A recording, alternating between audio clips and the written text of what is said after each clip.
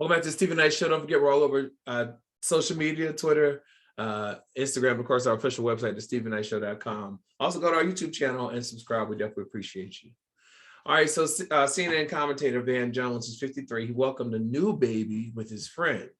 According to TMZ, Van stated that he knew that he wanted more kids after COVID lockdown. He said that after the COVID lockdown, I got clear that I wanted another kid. I discovered that my friend Naomi also wanted a baby. So we decided to join forces and become conscious co-parents.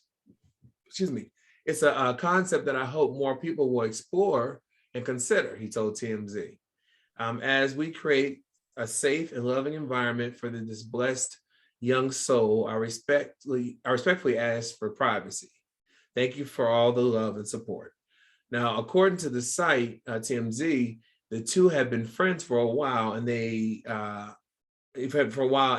made what brought them together as friends is their interest in criminal justice advocacy for years. And apparently they made the decision to have the child over a friendly dinner. Now, TMZ was also told it's a very modern arrangement. They're not a couple, but they are a team that wants to raise a kid together. Van has 2 other kids from his previous marriage, but no word on the name of the baby. Is this a good idea, Chike, to have a baby with your friend? I mean, to each his own. I mean, I know of some unique situations, how children have come into the world and how they're raised. Yeah. To each his own. Lynia? You know, if I was fertile Myrtle and y'all wanted some children, I would, you know what? I would have y'all babies, but we're not doing the horizontal tango, so we better. Yeah, that's what I want to know how they had conceived to make it happen. Like, I would have babies for y'all. I would, I would have a little Steven and a little Chike. You know what I mean? I love y'all like that. So, but I have a question though. I have a question. Why even talk about it?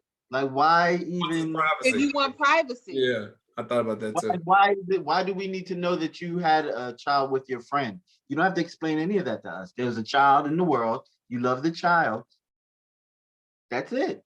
Why do you need to explain where it came from? You wanted some kind of attention from it. Right. Yeah. Some kind of discussion.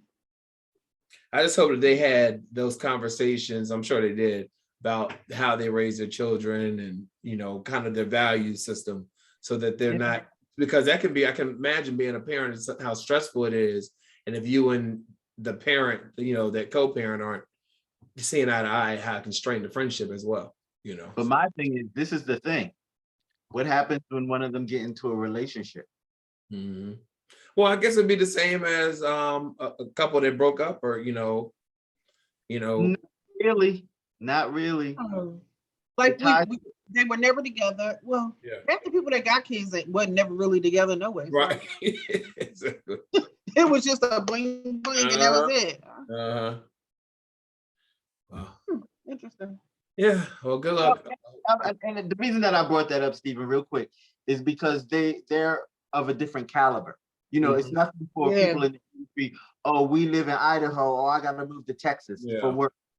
So what happens when the dynamic that you created starts to change because other people are coming into your life that you didn't create together as man and woman together with a child? Yeah. They'll figure it out. They got money. All right. Well, a Black educator is causing a splash on Twitter over one of her teaching methods on her elementary school students.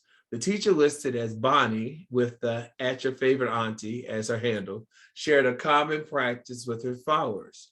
Within 2 days, the initial tweet received more than 43,000 retweets and over 408,000 likes. "One of my babies didn't do his homework. No kid should be embarrassed because they lack knowledge," wrote Miss H, as Bonnie described herself in a separate tweet. "So I tell them to write me a note and I'll write back. No outbursts, no displays. So he gets credit just for turning it in and letting me know he's struggling." Her influence, she said, "One thing our new age educators are doing is changing the way we think of teaching students. Miss H focus on her students seems to be on learning. Although with along with the tweet, she shared a partial photo of a student's homework with a written note, "Division is hard." It's in red ink. Miss H responded, "I will help you." So pretty much she's trying not to publicly shame the children for not completing their work.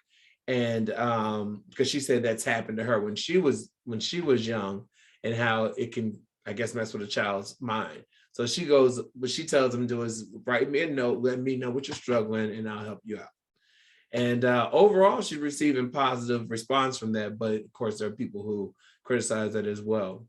Do you think, Chike, this is a good idea, or do you think that she has the right thought pattern? I get her heart. I really do. I get her heart, and it's in a nice, right place.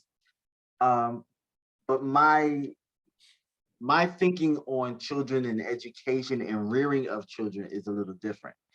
And I think, just my opinion, doesn't face the views of, the Stephen Knight shows. This is just me.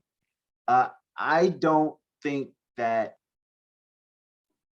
we should be coddling our children the way that we do. I think that the generations moving forward they're babied a lot more. And then it's not really preparing them for the real world when they get out there, because it's a hard knock life. You gotta get some of the hits and the bruises and the bumps and disappointments and heartbreaks, and you gotta get some of that, because that's what's out in the real world. So it's almost like the team, like the Little League team, everybody gets a trophy. No, everybody doesn't get a trophy. The winner gets the trophy. Next time, do better. Give them something to strive for. Disappointment is a part of life. You have to experience it to get tougher. I don't know. My opinion. What are your thoughts, Lynia? So you do the notes with the child just to give them credit. So what happens when they need to take a test? What do you do then? Mm-hmm. And I understand the whole not wanting to chastise in front of other kids, and there's a way for you to do it without embarrassing a child. But so what happens, when a substitute teacher comes in? What happens when they go to another teacher's class? Like, then that you set a precedence for that child. Well, this teacher did this, so I'm expecting for other teachers to do it, to make it it's like it's making it easy. You're giving them a way out. What is that child learning? Mm-hmm. Ultimately, is that child really learning because he or she didn't do the homework, right? Yeah. So the rest of the class did the homework. Who's sitting there not knowing nothing, going over the lesson? And you talking about passing notes. What's in the notes? Oh, I don't know how to do it. Oh, no, baby, it's all right. So where's the lesson at? She's saying that she'll help them, give them the extra time and help them with the work that they're struggling with. So what happens when you go to another teacher in another grade? You get past her because everything's all nice, and then you get to, like, a teacher I had, Ms. Robinson, who is an ex-drill sergeant who's not playing these games. What do you fail in that class because you can't get along with teacher? You have to learn how to persevere. This is what I'm saying. Yeah. And everybody's personality is different. Every teacher is going to be different. You are going to have some amazing teachers. You are going to have some crappy teachers. That's true. You know what I mean? Like, and you're not going to be able to pick and choose, because you don't know who you're going to end up with. And you're going to have to deal with that particular teacher and or professor, you know what I mean, accordingly. And you're going to have to figure it out. Because as Chike said, we go through, like, it's going to get easier. Some of the things I learned when I got older, I wish I knew when I was younger. Yeah. You understand? Like, we always say, but if we knew then what we know now, good. Mm-hmm. Yeah. Well, another thing she did, she reached out to her followers and asked for supplies if they could donate, because she usually buys a lot of it herself with her own money. And within 2 days, she had reached her goal and then some. And she said that she was doing the ugly cry, the Oprah ugly cry, when she receives all that. So I think her heart's in the right place. So hopefully it'll be interesting to see how the students do fare with the way she teaches. But hopefully she'll find something that works and that is successful for not overwhelming her, but also teaching the kids, if that makes sense. Tell her to watch that episode of Good Times when they just passed JJ. Right. Well, Lynia, thank you as always for hot topics. And then Chike, I'll see you in movie reviews. When we come back, our interview, first part of our interview with the ladies' first chit chat group. Right back after this. Happy